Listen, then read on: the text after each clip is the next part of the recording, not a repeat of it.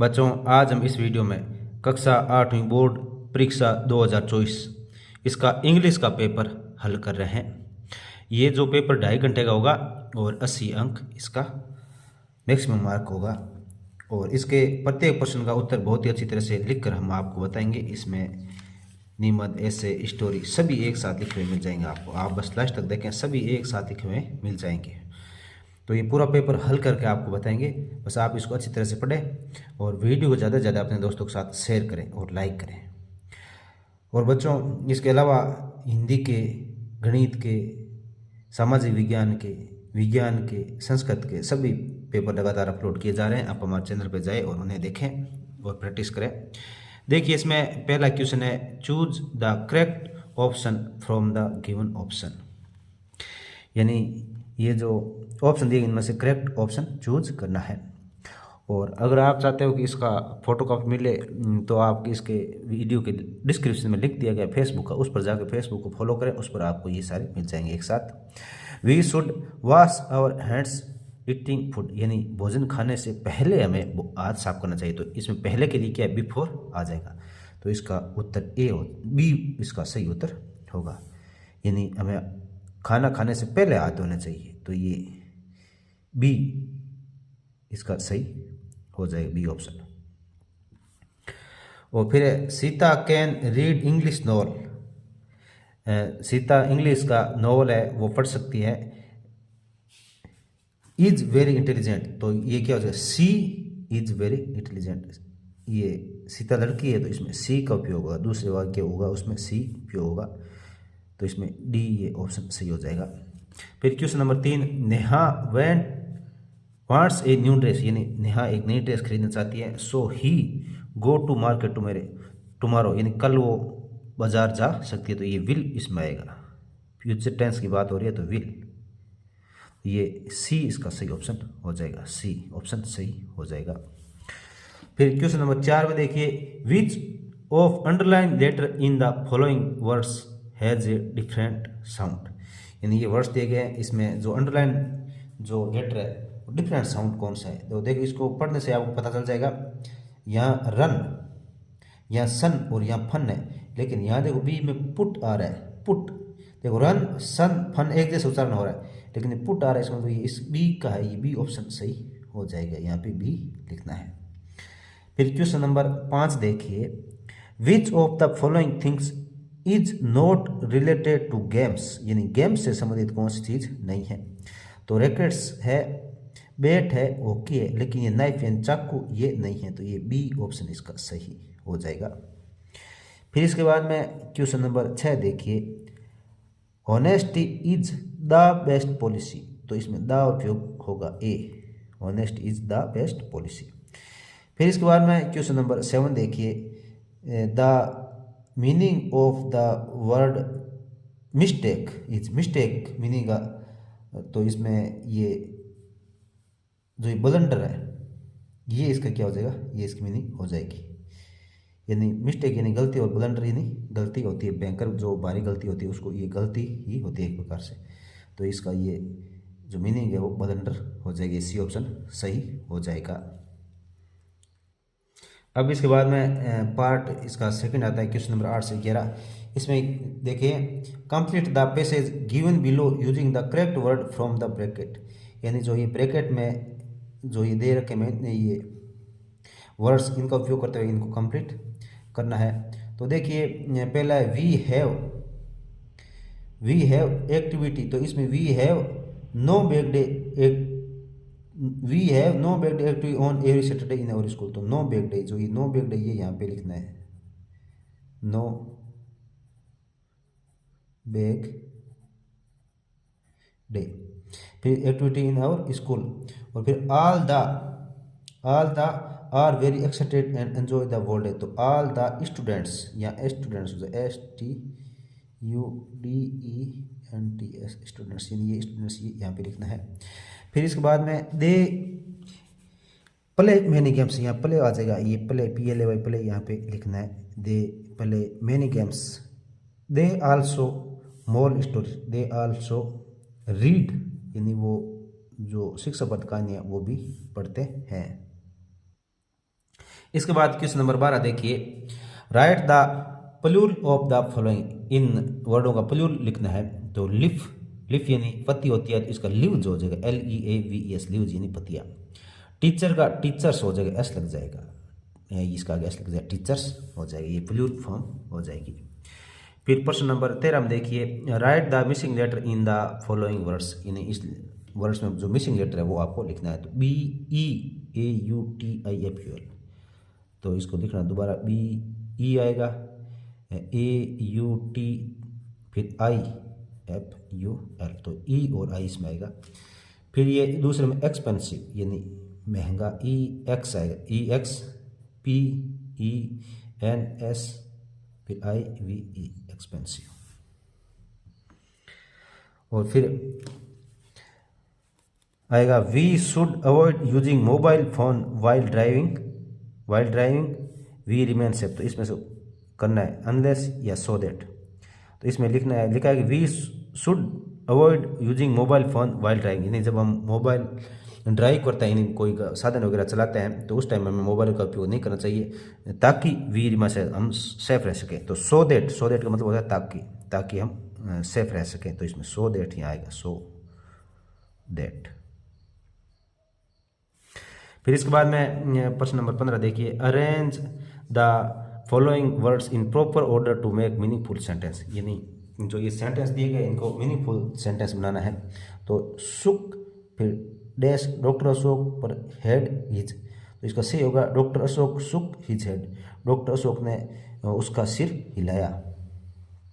फिर people our educate we must, तो इसमें हो जाएगा, we must educate our people, हमें हमारे लोगों को शिक्षित करना चाहिए, we must educate our people हो जाएगा ये सही। फिर क्वेश्चन नंबर 16 देखिए, fill in the blanks with the help of words given in the bracket, यानी ब्रैकेट में जो वर्ड दिए इनकी सहायता से इनको कंप्लीट करना है। तो we should always wear, WER, wear a helmet while riding a bike, जब हम बाइक चलाते हो तो हमें हेलमेट पहनना चाहिए। We should always walk on the to cross the, on the zebra crossing, हमें जेब्रा क्रॉसिंग पर चलना चाहिए जब हम सड़क पार करते हैं। तो जेब्रा क्रॉसिंग आप में से किन किन बच्चों ने देख रखी है? जिन्होंने देख रखी है वो वीडियो को लाइक ज़रूर करें। तो जेब्रा क्रॉसिंग आप में से किन किन बच्चों ने देख रखी है वो वीडियो लाइक करें और कमेंट में बताने की कोशिश करें। फिर इसके बाद में नेक्स्ट देखिए क्वेश्चन नंबर 16, ये क्वेश्चन नंबर 17 में है। इसमें 17 से 18 ये दे रखे। इसमें आपको क्या करना है, read the passage carefully and answer the question given below, इस पैसेज को अच्छी तरह से पढ़ना है और फिर नीचे जो प्रश्न दिए गए उनका उत्तर देना है। तो इसमें देखो, the story is from Andaman and Nicobar archipelago, यानी ये अंडमान और निकोबार द्वीप में से कहानी है। Ignatius was the manager of a cooperative society in Katchal. तो ये क्या है कि जो इग्निशियस था वो क्या था, मैनेजर था कोऑपरेटिव सोसाइटी में केचल में। फिर his wife woke up at 6 AM because she felt N earthquake, यानी उसकी जो वाइफ है वो जल्दी उठ गई थी सुबह 6 बजे क्योंकि उसको भूकंप के झटके महसूस हो रहे थे। Ignatius carefully took his television set off his table and put it down on the ground so that it would not fall and break. Ignatius ने क्या किया, उसने जो टेलीविज़न था उसको टेबल से हटाया और फिर नीचे रख दिया ग्राउंड में ताकि वो भूकंप के झटके से इधर उधर गिर के टूटे नहीं। Then the family rushed out of the house, और परिवार जो पूरा परिवार वो भाग के घर से बाहर चला गया। व्हेन द ट्रेमर्स स्टॉप्ड, जब झटके रुक गए, दे सा द सी रेजिंग, उन्होंने देखा कि समुद्र ऊपर उठ रहा है। इन द चॉस एंड कन्फ्यूजन, यानी वो घबरा गए और कन्फ्यूजन में थे, अड़बड़ाटी और कन्फ्यूजन में। Two of his child caught hold of the hands of their mother's father and mother's brother and rushed in the opposite direction. तो उनके जो दो बच्चे थे उन्होंने क्या कर रखा था, यानी उनकी माताजी के पिताजी का हाथ पकड़ रखा था एक ने, और एक ने जो माताजी का भाई है उसके हाथ पकड़ रखा था। And rushed in opposite direction, वो विपरीत दिशा में भागे जा रहे थे। ही नेवर सा देम अगेन, और उसने उनको दोबारा कभी नहीं देखा। His wife was also swept away, और उसकी वाइफ भी है वो स्वीप यानी उसमें पानी के साथ बहकर चली गई। Only the 3 other children who came with him were saved, और केवल जो 3 बच्चे उनके साथ में आए थे केवल वही बच्चे थे। तो इसमें अब इसके प्रश्नों का उत्तर है इसके आधार पर देना है। तो इसमें देखिए है what did Ignatius do in Katchal, यानी कैचल में उसने क्या क्या था। तो Ignatius was the manager of, यानी वो कैचल में क्या था, तो इग्नेशियस क्या था, मैनेजर था कोऑपरेटिव सोसाइटी में। फिर why did Ignatius wife wake up at 6 AM, वो 6 AM पर क्यों उठी थी। His wife woke him up at 6 AM because C felt N earthquake, यानी उसकी वाइफ ने उसको क्यों उठाया था ये कह रहा है। तो उसने उसको इसलिए उठाया कि क्योंकि उसको वो अर्थक्वेक यानी भूकंप के जो झटके वो महसूस हो रहे थे, इसलिए उसने उठाया था उसके इग्नेशियस को। Find out opposite word from the given passage, तो इसमें स्टार्ट का अपोजिट वर्ड स्टॉप हो जाएगा। स्टार्ट यानी शुरू, स्टॉप यानी रुकना, और फिर केयरलेस यानी सावधानीपूर्वक नहीं, और केयरफुल यानी सावधानीपूर्वक, और ये सावधानीपूर्वक नहीं असावधानीपूर्वक हो जाएगा। फिर question 18 what happen after the terminus stop, वो जो लहरें थी जो झटके थे रुके उसके बाद में क्या हुआ। After the tremors stopped the sea rising, यानी समुद्र ऊपर उठने लगा, लहरें ऊपर उठने लगी। What did the family do after feeling an earthquake, यानी परिवार ने क्या किया जब उनको भूकंप के झटके महसूस हुए। After feeling an earthquake the family rushed out of the house, यानी फैमिली बाकी घर से बाहर चली गई। इसके बाद में इसका नेक्स्ट देखिए, फिर इसके बाद में सी देखिए इसका what happen after Ignatius field the earthquake, यानी अर्थक्वेक जब उसको महसूस हुआ तो इसने इग्नेशियस ने क्या किया था। Ignatius carefully took his television set of, यानी उसने टेलीविजन सेटअप को उठाया इट्स टेबल के ऊपर से and put down on the ground, और उसको ग्राउंड पे रख दिया। इसके बाद में क्वेश्चन नंबर 19 और 20 में भी क्या है, ये पैसेज है, इनको अच्छी तरह से पढ़ना है और प्रश्नों के उत्तर देने हैं। तो देखिए before the giant waves slammed into the coast in India and Sri Lanka wild and domestic animal seemed to know what was about to happen, यानी जब वो समुद्र की जो विशाल लहरें वो भारत और श्रीलंका के महाद्वीप के जो किनारे हैं कोस्टल जो एरिया वहाँ पे जैसे एंटर हुई तो जो जंगली और जो घरेलू जानवर है वो सभी क्या हो गए, seem to know what was happen, और वो जंगली जो जानवर है वो क्या है, वो सब समझ गए कि क्या होने वाला है। दे फ्लीड टू सेफ्टी, यानी वो सेफ जगह पे भाग गए।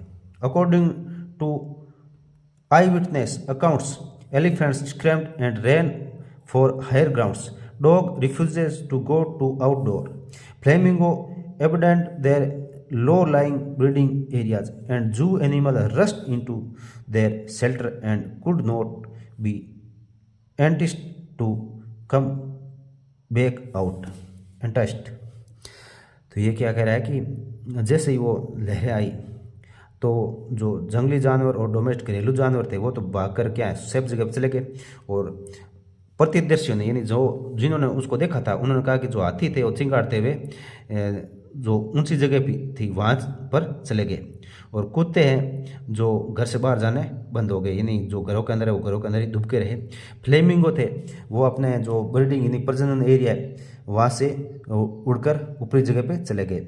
एंड जू animal rust into their shelter, और जो जू चिड़ियाघर में जो जानवर थे वो अपनी अपनी झोंपड़ियों में चले गए, शेल्टर यानी जो उनके लिए जगह बनी उस जगह पे। Could not entice to come back out, और उनको बाहर नहीं लाया जा सका, दोबारा उनको बाहर नहीं लाया जा सका।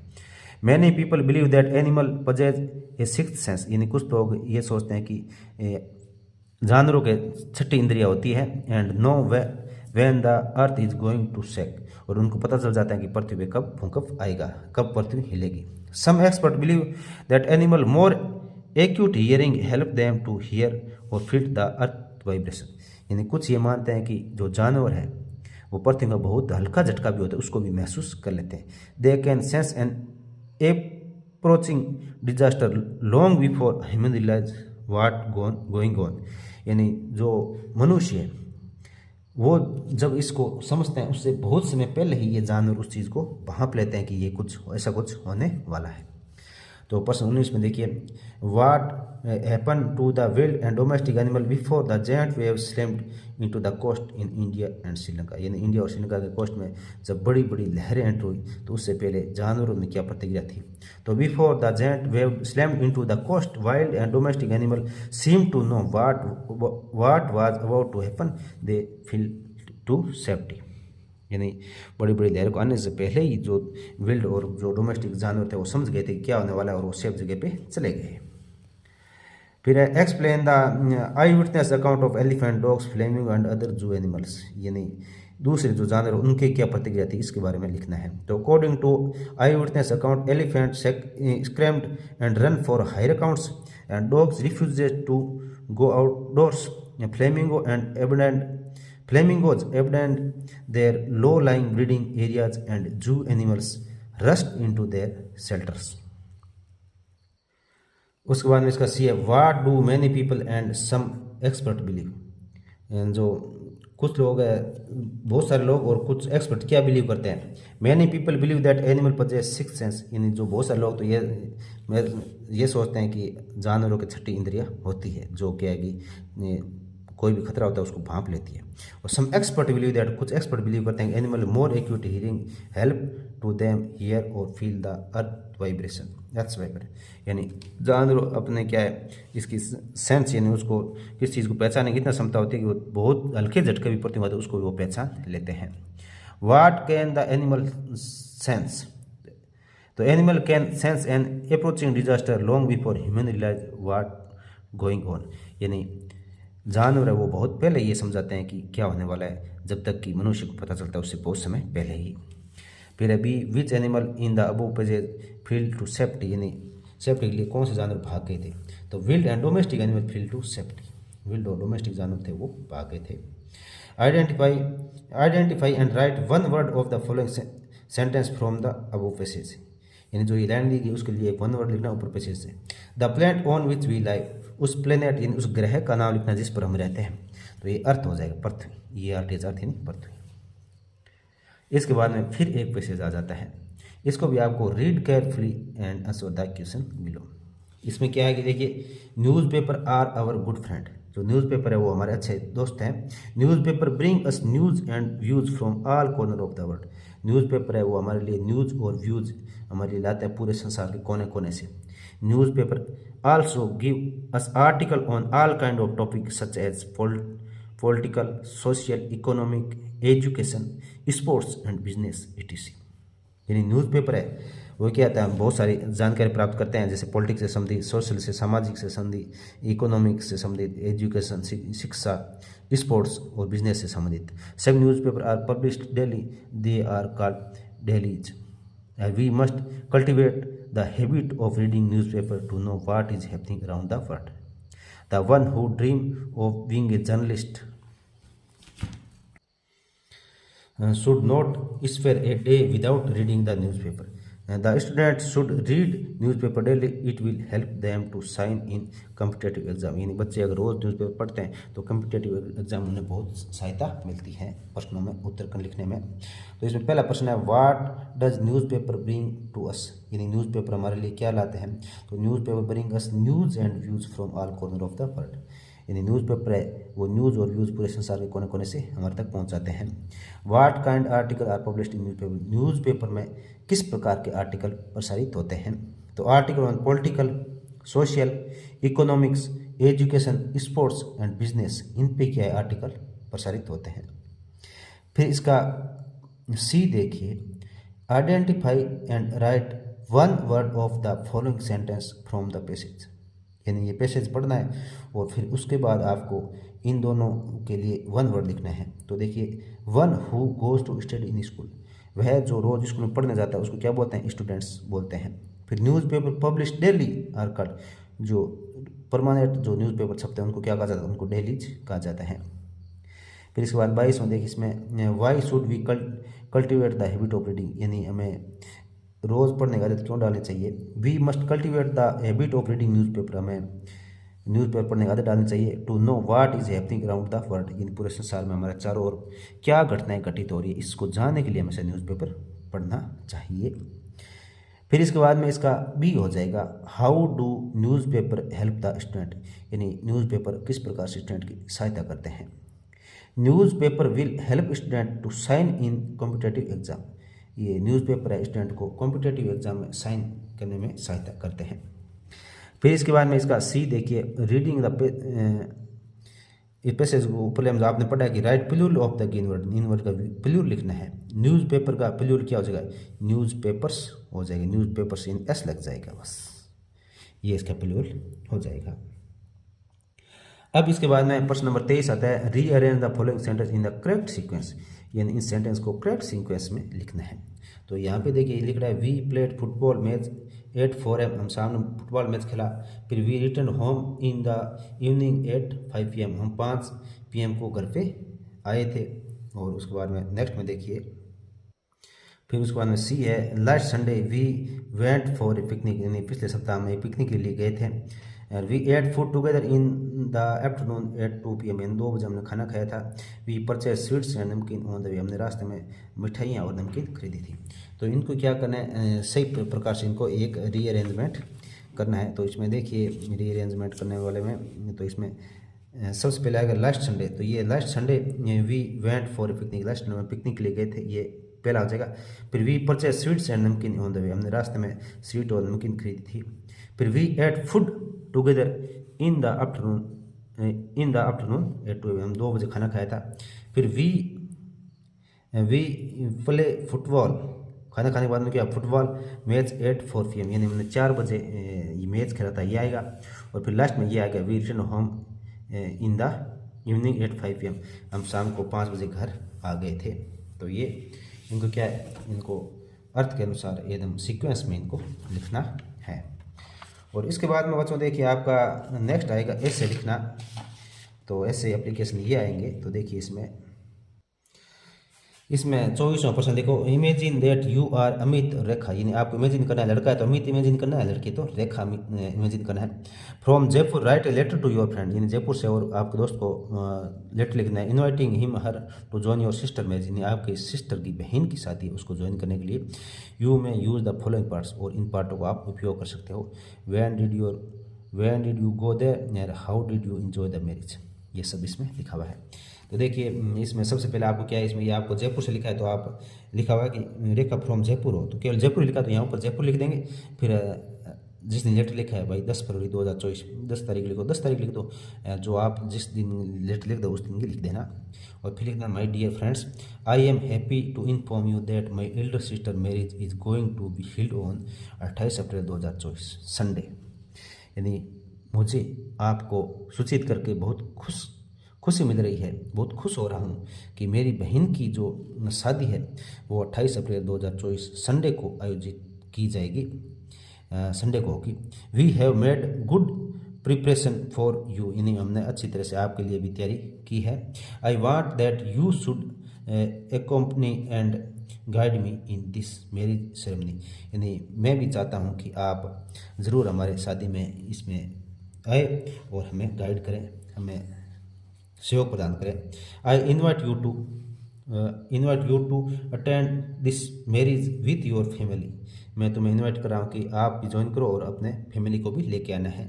पे my regards to your parents, और आपके माता पिता को मेरी तरफ से नमस्कार कहना। और फिर लिखा है योर सिंसियरली, फिर लड़का है तो अमित लिख देना और लड़की है तो रेखा लिख देना। इस प्रकार से अच्छी तरह से आपको ये लेटर लिखना है। तो ये 24वां प्रश्न है, ये अथवा में आएगा, इसमें 2 आएंगे, एक ये एप्लीकेशन आएगी, एक दूसरी आएगी, तो आप दोनों में से एक करना है। और फिर जो 25वां उसमें भी 2 आएंगे, तो ये पहला इसमें अथवा में हम दोनों ही इसको आपको हल करवाएंगे। तो ये पहला है 24वें का, और इसके अथवा वाला फिर आगे बता रहे हैं। फिर 24वें अथवा में देखिए, यू आर रमेश अरुण, यानी आप रमेश हो या अरुणा हो। Write an application to your headmaster, आपके हेडमास्टर को एप्लीकेशन लिखनी है। Requesting him to for admission class 9th government senior secondary school Ajmer, यानी कक्षा 9वीं में एडमिशन के लिए आपको एप्लीकेशन लिखनी है, एडमिशन ले रहे हो उस टाइम, और स्कूल कौन सी है, government senior secondary school Ajmer. तो देखिए, the principal government senior secondary school Ajmer 2 July 2024, क्योंकि जुलाई में एडमिशन लेते हैं इसलिए हमने जुलाई की यहाँ डेट डाल दी। The principal government senior secondary school Ajmer application for admission to class 9th, यानी 9th क्लास में एडमिशन के लिए एप्लीकेशन फिर आगे लिखना है most respectfully I beg to say that I have passed class 8th examination this year I have scored 70% marks. यानी मैं आपको रिक्वेस्ट कर रहा हूँ रेस्पेक्टफुली कि मैंने कक्षा 8 इस साल पास कर ले 70% मार्क्स के साथ। I am good player of football, मैं फुटबॉल का अच्छा प्लेयर हूँ। I would like to take admission in your in class 9th of your school, मैं आपकी स्कूल में कक्षा 9th में एडमिशन लेना चाहता हूँ, 9वीं में। Kindly allow me to admit in your school, और मुझे आप स्कूल में एडमिशन करने की अनुमति प्रदान करें। थैंकिंग यू योर्स ओबीडियंटली, लड़का है तो रमेश लिखे और लड़की है तो अरुणा लिख देना, जो ऊपर आपके लिख रखा है वही नाम यहाँ पे लिखना है। और इसके बाद बच्चों आपका प्रश्न नंबर 25 आ जाएगा। इसमें आपको क्या करना है, इसमें भी अथवा आएगा, इसमें आपको शॉर्ट स्टोरी पैराग्राफ लिखना है।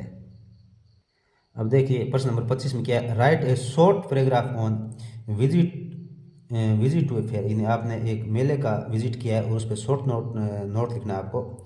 यू में यूज द फॉलोइंग क्लूज, यानी इनको उपयोग कर सकते हो इन वर्ड्स का। रीच पहुंचना, शॉप दुकान, मेरी गो राउंड, फिर झूले के बारे में, सर्कस, इंजॉयड, रिटर्न, ये कब वापस आए, इन शब्दों का उपयोग आप कर सकते हो। और इस चित्र को देख के आपको क्या करना है, 100 शब्दों में एक अच्छा सा पैराग्राफ लिखना है। तो देखिए इसका उत्तर, तो इसका उत्तर देखिए, last Sunday I went to visit the fair of our city with my friends, यानी पिछले सप्ताह मैं मेरे दोस्तों के साथ जो शहर का जो मेला उसमें गए थे। We reach the site by bus, हम और उस साइट जो जगह थी वहाँ पे बस से पहुँचे थे।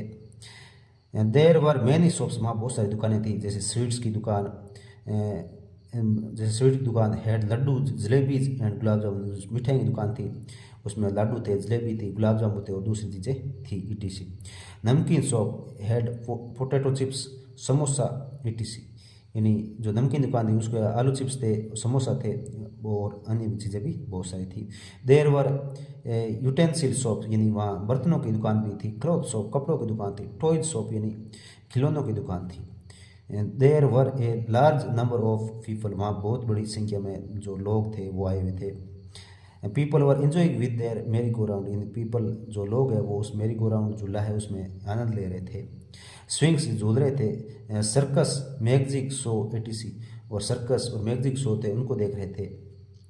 देयर वर इंजॉयबल साइट्स, यानी वो बहुत ही आनंददायी साइट्स जगह थी। We return home in the evening, और हम शाम को घर आ गए थे। तो इसमें ये पहला है 25वां, और इसके अथवा में आगे आएगा कि राइट स्टोरी इन अबाउट 70 से 80 word with the help of द गिवन आउटलाइन। जो ये आउटलाइन दी गई है इसकी सहायता से आपको 70 से 80 वर्ड में एक छोटी स्टोरी लिखनी है।